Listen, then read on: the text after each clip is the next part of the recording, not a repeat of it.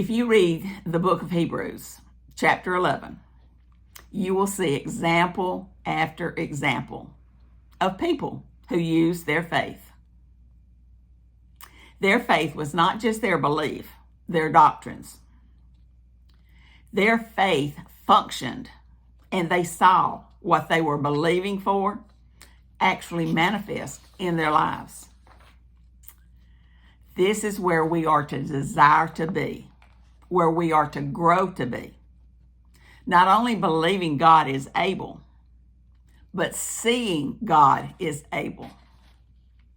Seeing our faith function to deliver what God has promised, what God has provided, what God has directed in every need in our lives.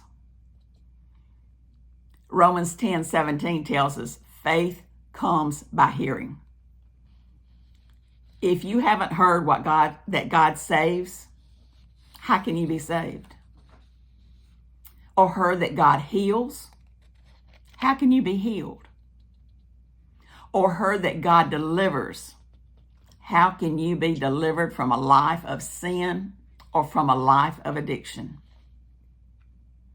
You first have to hear, but then you have to act upon what you have heard. Faith begins where the will of God is known. If you don't know, how can there be faith?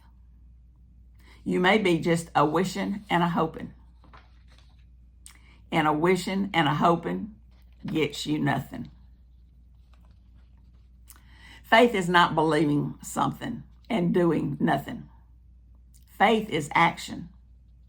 Faith is function.